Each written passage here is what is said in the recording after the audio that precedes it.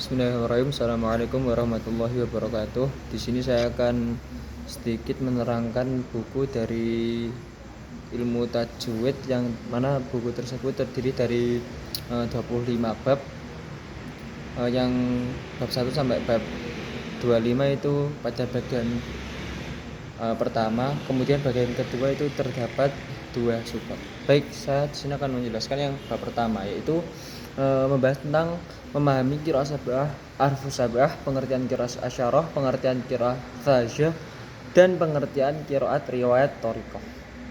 Yang pertama, arfus sab'ah. Ulama memaknainya dengan 7 ragam bahasa Arab yang masyhur, yang mana Al-Quran diturunkan dengan 7 ragam bahasa Arab tersebut. Kemudian qiraah sab'ah adalah 7 macam baca Al-Quran yang disandarkan pada 7 imam qurra, dan masing-masing imam mempunyai 2 murid dan atau rawi yang meriwayatkan bacaan mereka. Kemudian pengertian qiraah asyarah. Salah satu pengertian qiraah asyarah yaitu Imam Al-Jazari menambahi imam qurra dari 7 imam tersebut dari qiraah sab'ah itu menjadi 10. Berarti ditambah 3. Sama, kurang lebih sama seperti qiraah sab'ah, tapi ini ditambahi dengan 3 imam qurra. Kemudian pengertian qiraah thajah. Qiraah thajah itu adalah qiraah yang tidak memenuhi standar qiraah, karena di dalam qiraah ini terdapat beberapa data yang cacat, sehingga qiraat tersebut dianggap qiraat yang syadz. Kemudian yang selanjutnya qiraah riwayat thariqah. Riwayah itu adalah sebuah bacaan Al-Quran yang dinisbatkan kepada orang yang mengambil salah satu ragam bacaan Al-Quran dari seorang imam, meskipun melalui wasithah seorang murid yang mengambil bacaan Al-Quran dari imam disebut rawi atau riwayat. Kemudian thariqah itu adalah sebuah bacaan Al-Quran yang dinisbatkan kepada orang yang mengambil suatu ragam bacaan Al-Quran dari seorang rawi. Kemudian yang selanjutnya dari bab 2. Bab 2 ini membahas tentang biografi Imam Al-Asim dan rawinya Hafiz. Nama aslinya Asim bin Abi An-Najd, sedang nama kunyahnya atau nama panggilannya Abu Bakar. Beliau seorang guru qiraat di kota Kufah. Kemudian beliau juga seorang tabi'in. Sanad Imam Asim dan qiraah, dalam qiraahnya itu sampai pada Abdullah bin Mas'ud dan Ali Abi Thalib radhiyallahu anhu. Imam Asim dikenal telah membaca Al-Quran pada Abdurrahman As-Salimi dari Ali bin Abi Thalib.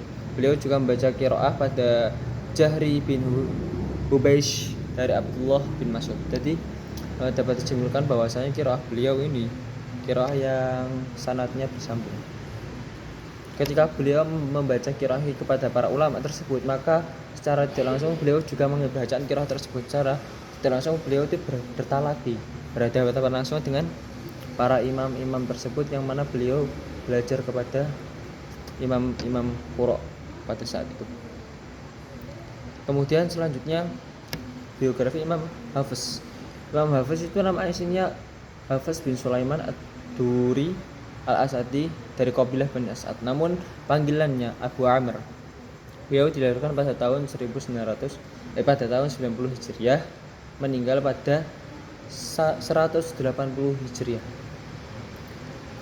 Imam Hafiz itu adalah anak angkat dari Imam Asim sendiri.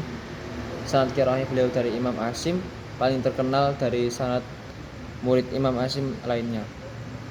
Jadi Imam Hafiz ini juga sanadnya bersambung, karena Imam Hafiz sendiri itu adalah anak dari Imam Asim, sehingga karena beliau mengambil sanad qiraah dari Imam Asim secara langsung, beliau secara bertalaki kepada bapaknya sendiri. Itu juga disaksikan oleh para ulama pada saat itu, sehingga beliau pada saat itu dijadikan Imam Mekah pada waktu itu. Mereka menganggap bahwa Imam Hafiz sebagai seorang yang lebih dulu membaca riwayat kepada Imam Asim daripada Abu Bakar bin Iyash, seorang perawi dari Imam Asim.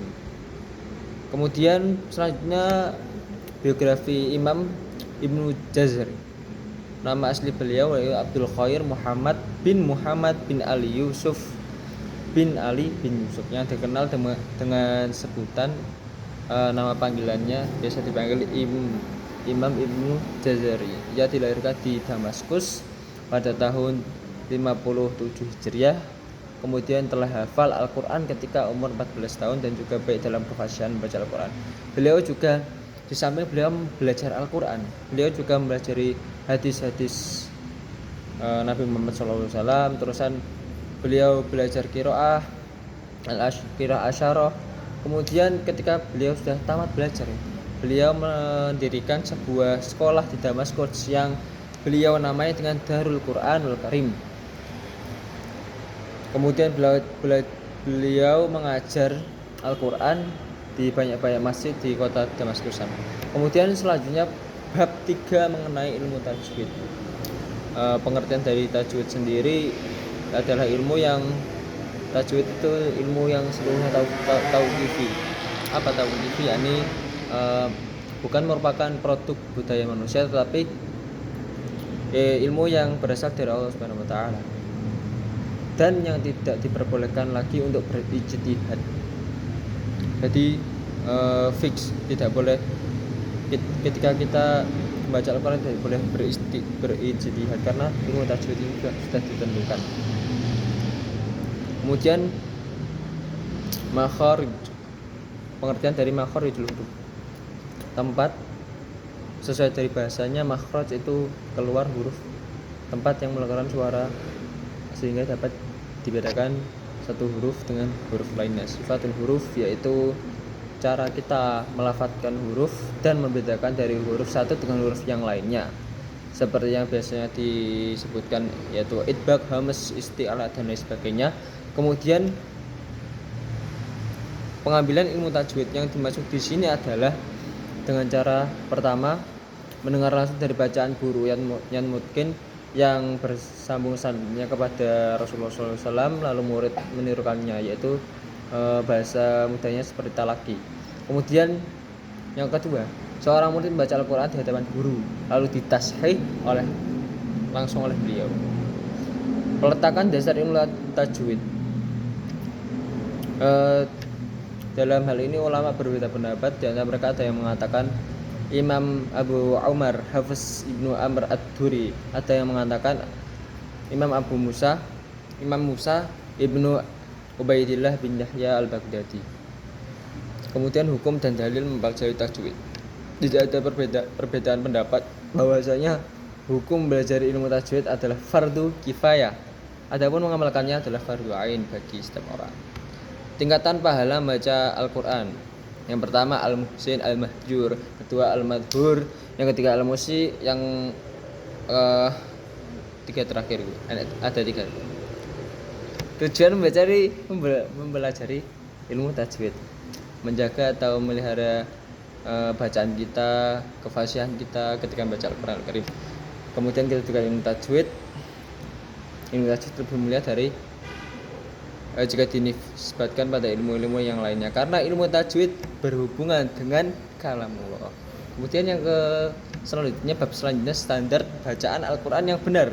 Bagaimana? Nah, ini dibahas di bab ini. Yang pertama, Imam As-Suyuti menyebutkan dalam kitabnya Al-Itqan, menyebutkan bahwa bacaan Al-Quran bisa diterima bila memenuhi 3 syarat. 3 syarat ini telah ditetapkan oleh jumhur ulama Al-Quran. Yang pertama, bacaan yang mempunyai sanad sahih, bacaan yang menggunakan bahasa Arab, dan bacaan yang sesuai dengan mushaf Rasm Utsmani. Bacaan-bacaan yang bersanad dari Rasulullah yang sahih merupakan bacaan yang mutawatir. Apa itu mutawatir? Mutawatir itu diriwayatkan oleh banyak orang bersambung sanadnya dan tidak mungkin bersepakat untuk bohong. Kemudian yang selanjutnya yaitu bacaan yang diterima melalui riwayat yang ahad. yang sahih dan sesuai dengan kaidah bahasa Arab, namun tidak sesuai dengan kaidah rasam dan penulisan dalam mushaf Utsmani atau qiraah, bacaan ini tidak dapat diterima dan juga tidak dapat dibenarkan membacanya. Bacaan yang diterima dari rawi atau mukri yang terpercaya tidak memenuhi standar kaidah bahasa Arab, maka bacaan seperti ini tidak dapat diterima. Bacaan selanjutnya, bacaan yang dengan kaidah bahasa Arab dan rasm Utsmani tapi tidak memenuhi sanad, maka bacaan seperti ini tidak dapat diterima. Jadi dapat kita ambil kesimpulan bahwasanya bacaan yang dibolehkan dalam membaca Al-Quran itu bacaan yang mutawatir, yang sanadnya tersambung dari Rasulullah SAW. Kemudian bab 5, adab membaca Al-Quran. Adab membaca Al-Quran itu banyak. Yang pertama, suci. Kemudian di tempat yang badan kita, jasad kita suci, pakaian kita suci. Terus tempat kita membaca Al-Quran suci, membaca Al-Quran dimulai dengan ta'awudz, a'udzubillahi minasyaitonirrajim, kemudian membaca basmalah di setiap permulaan surat, membacanya dengan khusyuk, tenang, tidak tergesa-gesa, membacanya dengan tartil sebagaimana Allah menyebutkan, merintahkan wartil Qur'an, tartil, baca Al-Quran itu dengan tartil yang bagaimana, yang pelan-pelan mentadaburi. Kemudian bacanya dengan meresapi, itu mentadaburi. Kemudian yang ketujuh, membaca Al-Quran dengan tartil. Sudah. Kemudian ke-8, hendaknya memperindah suara, atau kita bisa membaca Al-Quran dengan lagu yang masyhur, yang terkenal di para qori di Indonesia di luar negeri banyak. Kemudian selanjutnya ada bersiwa. Kemudian menahan diri dari membaca Al-Quran ketika keadaan ngantuk. Jadi kalau kita ngantuk sebaiknya kita tidur, kita bisa ketika tidur mendengarkan Al-Quran, bacaan Al-Quran. Kemudian dan lain sebagainya. Selanjutnya bab selanjutnya, ritme dan tadabbur membaca Al-Quran. Ada beberapa ritme itu seperti metode ritme itu ini kecepatan, seperti kecepatan. Yang pertama ada tahqiq, membacanya pelan-pelan, santai. Hadr, membaca dengan cepat tapi tengah-tengah, tawasud, pertengahan. Kemudian yang paling cepat yaitu tadbir. Tadbir itu tengah-tengah.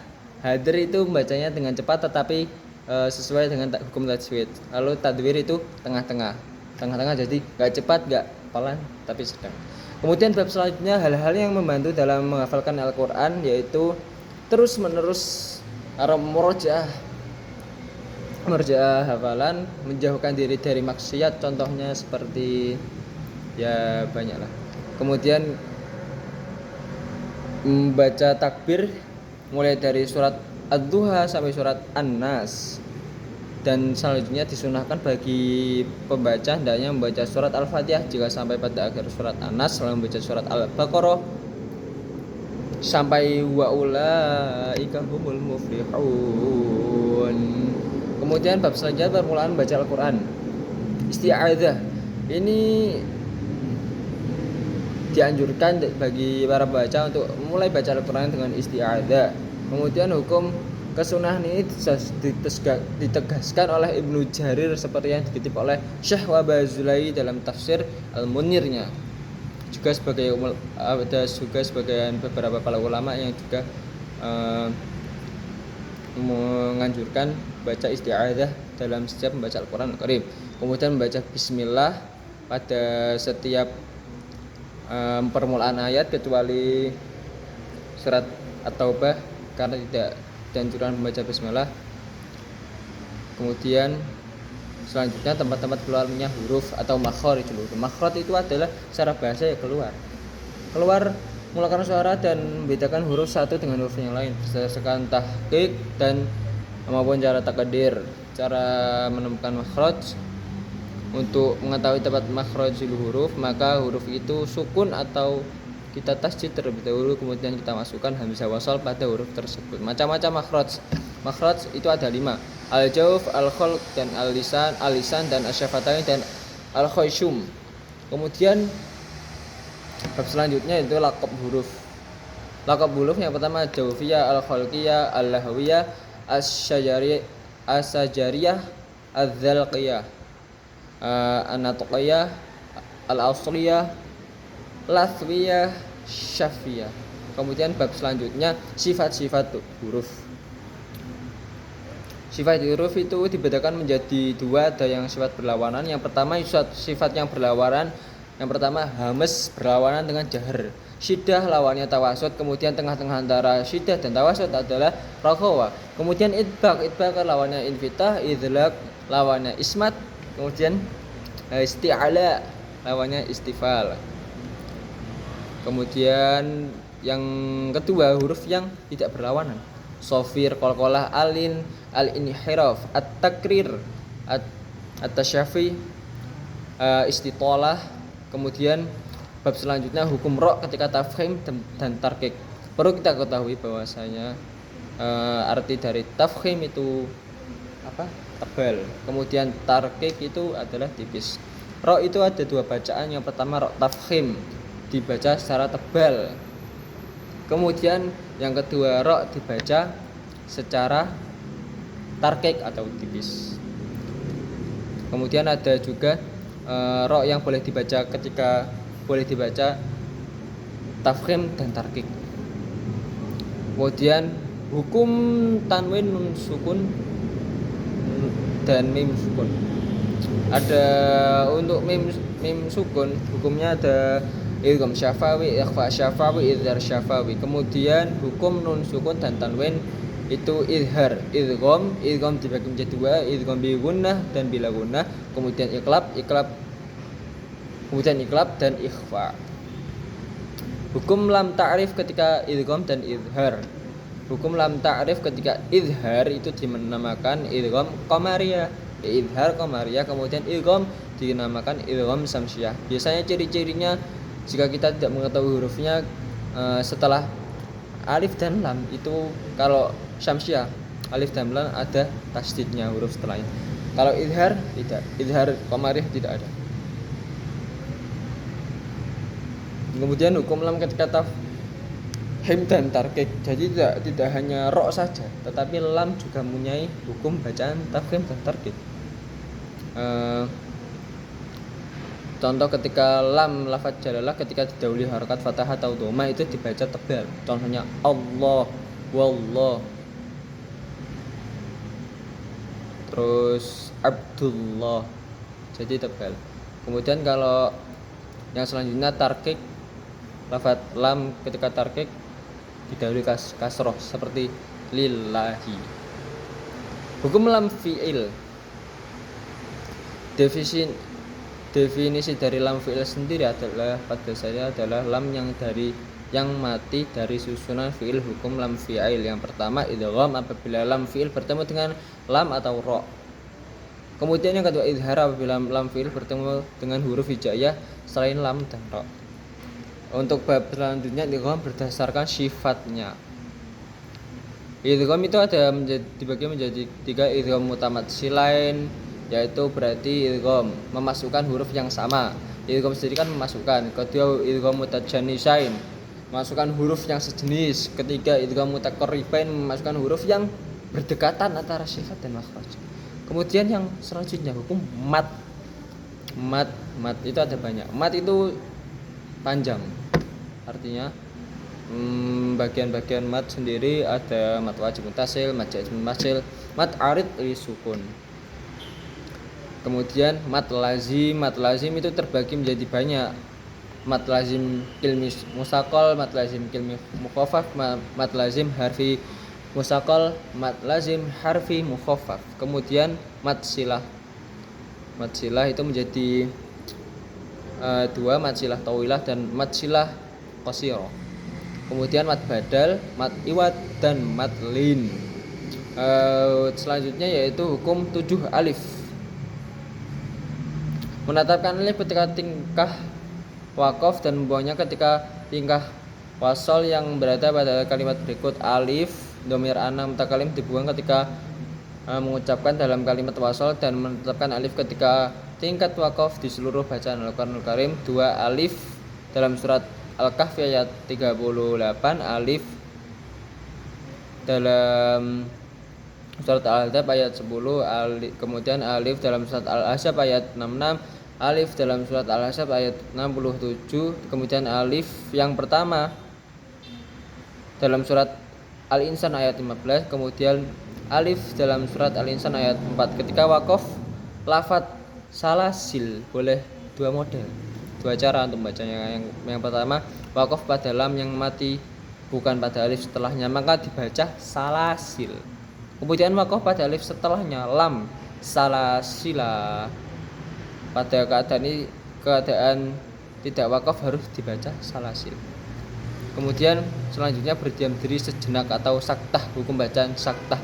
Definisi dari saktah sendiri yaitu berhenti. Ketika kita ada kayak hukum bacaan saktah, itu kita berhenti sejenak, kira-kira 2 harokat, kemudian dengan tidak bernafas lalu melanjutkan ayat setelahnya. Nah, dalam hal ini ada beberapa tempat, yaitu yang pertama di Al-Kahfi ayat 1, antara ayat 1 dengan 2 itu ada bacaan saktah. Kemudian Yasin ayat 52, kemudian Al-Qiyamah ayat 27. Kemudian Al-Mutaffifin ayat 14, Al-Haqqah ayat 28 sampai 27. Kemudian terakhir keadaan wasol akhir ayat Al-Anfal dengan permulaan surat Al-Bara'ah, yaitu surat At-Taubah dalam satu segi bacaan. Kemudian hamzah wasol dan hamzah qotok. Hamzah qotok itu adalah hamzah yang ditetapkan dengan tingkat wasol dan ketika di permulaan kalimat. Jadi hamzah qotok ketika di permulaan kalimat itu terbaca. Sedangkan hamzah wasol, hamzah yang ditetapkan di permukaan kalam dan digugurkan ketika pertengahan. Jadi ketika kalau hamzah qotok di awal, di pertengahan itu terbaca. Sedangkan hamzah wasol itu hanya terbaca pada saat awal saja, tetapi ketika di pertengahan hilang, tidak dianggap. Hamzah wasol terdapat pada beberapa tempat. Lam ta'rif pada fi'il madhi, fi'il madhinya di fi'il khumasi, terus dan fi'il sudasi dan fi'il amr kedua fi'il tersebut. Kemudian pada masdar kedua fi'il tersebut dan pada fi'il amrnya fi'il dhahaba, idhab, sulasi, fi'il sulasi. Kemudian 7 isim berikut yang berada pada Al-Quranul Karim: ibnun, ibnatun, imra'atun, amrun, isnani, isnatani, ismun. Itu letak hamzah wasol. Apabila suatu kalam, kemudian yang selanjutnya waqaf dan ibtidah. Waqaf menurut bahasa berarti berhenti. Menurut istilah, memutus atau menghentikan suara dan diam di akhir kalimat dengan masa sebentar yang cukup digunakan pembaca untuk bernafas menurut kebiasaan dengan niat melanjutkan bacaan lagi. Kemudian khotok yang dimaksud di sini untuk memutus bacaan dengan niat mengakhiri bacaan. Kemudian ada sebab ketika kita harus waqaf, yaitu pertama terpaksa. Karena terpaksa ini ada beberapa keadaan. Yang pertama ketika kita nafas, kehabisan nafas, atau kita batuk, atau kita lupa sebagian ayat. Kemudian yang berhenti dengan masuk ujian, berujian untuk menguji. Ketika contohnya guru sedang menguji muridnya membaca Al-Quran, nah itu ketika itu boleh guru memberhentikan pada tengah-tengahan ayat. Kemudian berhenti yang dipilih yaitu berhenti pada kemurnian kehendaknya, ya dari waqaf Al-Quran sendiri. Kemudian berhenti pada kalimat-kalimat dalam satu ayat yang terdapat perbedaan qiraat. Pembagian waqaf tam, yaitu berhenti pada kalimat yang maknanya sempurna, yang tidak berkaitan dengan lafadz atau makna. Jadi sudah sempurna kalimatnya, maknanya, artinya, itu waqaf tam. Kemudian waqaf Jibril Karena pada suatu kalimat-kalimat tersebut malaikat Jibril membacanya dengan wakof. Nabi Muhammad SAW juga mengikuti wakof pada kalimat-kalimat tersebut. Kemudian wakof kafi adalah berhenti pada kalimat yang sempurna tetapi masih berkaitan maknanya dengan kalimat setelahnya. Kemudian wakof hasan berhenti pada kalimat yang maknanya sempurna tetapi berkaitan dengan lafaz atau makna sesudahnya. Terusan wakof qabih berhenti pada kalimat yang maknanya tidak sempurna atau tidak tepat. Kemudian yang selanjutnya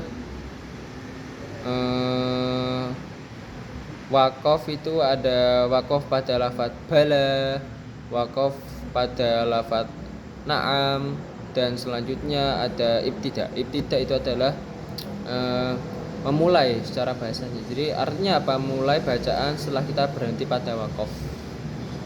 Ibtida yang diperbolehkan ada 3, ibtida tam, kafi, dan hasan.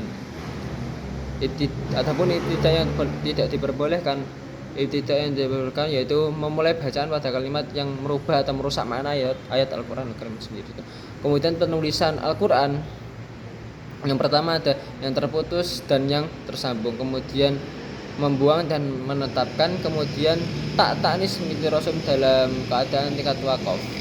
Kemudian yang selanjutnya lahan al-jali dan al-khafilan, jali kesalahan yang fatal yang sangat nampak sekali sehingga mengubah makna dari Al-Quran. Kemudian al-khafi yaitu kesalahan yang berhubungan dengan kesempurnaan pengucapan. Terusan selanjutnya gharaib Al-Quran sesuai riwayat Imam Hafiz dari Imam Asem, yaitu ada menjelaskan pada firman Allah dalam surat Al-Baqarah 247 dan Al-Baqarah 69. Kalimat do'afu pada surat Ar-Rum membacanya dengan lafaz dot, kemudian dhammah huruf dot. Kalimat dalam surat Hud ayat 1 membacanya dengan imalah. Kemudian kalimat a'jamiyu dalam Fussilat ayat 44, kemudian lafaz tani dalam An-Naml ayat 36. Kemudian cara menyambung surat Al-Anfal, kemudian dan yang lainnya. Selanjutnya yaitu sujud tilawah. Sujud tilawah itu disyariatkan oleh Allah Subhanahu wa taala dalam Quran yang Allah menjelaskan wa idza quri'a 'alaihimul Qur'an la yasjudun. Dalam hukum bacaan ini menurut Imam Madhab Ibnu Abu Hanafi itu berpendapat wajib bagi pembaca dan pendengarnya. Kemudian syarat sujud tilawah yaitu suci dari hadas kecil maupun besar serta bebas dari najis, tertutup aurat dan menghadap kiblat. Kemudian cara atau sujud tilawah madzhab sujud tanpa takbiratul ihram dan tanpa salam juga tidak disyaratkan niat. Kemudian Maliki sujud tanpa takbiratul ihram dan tanpa salam. Madzhab Syafi'i disyaratkan niat takbiratul ihram seperti hayya salat juga dengan salam tanpa disyaratkan tasawuf. Bacaannya yaitu sajada wa syiyalilladzi khalaqahu wa sawwarahu wa ahsana sawwarahu wa ahsana surata wa syaqqa sam'ahu wa basarahu wa tabarakallahu ahsanul khaliqin. Allahumma uktub li biha 'indaka ajran wa du'anni biha wazran waj'alha li 'indaka dhukhran wa taqabbalaha minni kama taqabbalataha min 'abdika Dawud. Kemudian yang selanjutnya perbedaan kaidah dalam riwayat Hafiz. Yang pertama Imam Ibnu Ad-Jazari memilih 2 thariqah besar, yaitu riwayat Imam Hafiz Ubay ibnu Sobah, kemudian Ahmad ibnu Soleh al-Usmani, kemudian Thohir Abdul Al-Wahid ibnu Omar. Kemudian yang kedua Amir ibnu Sobah, dari beliau menunjukkan 2 thariqah Abu Ja'far ibnu Ahmad ibnu Muhammad al-Fi'il, kemudian Zara'an Abu Hasan al-Baghdadi. Yang selanjutnya usul al-Kulliyat, Majais munfasil, mat wajib mutasil, gunnah saktah. Kemudian usul al-Jusyah, contohnya pada Thariqah Asy-Syatibiyah, kemudian Thariqah Thayyibah dan banyak lainnya. Kemudian keutamaan membaca Al-Quran, yaitu Al-Quran sebagai jalan keluar, Al-Quran dapat memberikan syafaat kepada pembacanya, Al-Quran lebih disukai Allah daripada segala sesuatu dan seterusnya. Kemudian keutamaan surat Al-Quran Al-Fatihah sebagai umul kitab dan termasuk rukun dalam sholat. Kemudian Al-Baqarah Al-Imran dapat melindungi kita dari kejahatan setan dan sihir. Kemudian Anfal ketika turun diiringi oleh malaikat yang memenuhi ufuk dan seterusnya. Mungkin cukup itu dari saya. Terima kasih. Sekian. Assalamualaikum warahmatullahi wabarakatuh.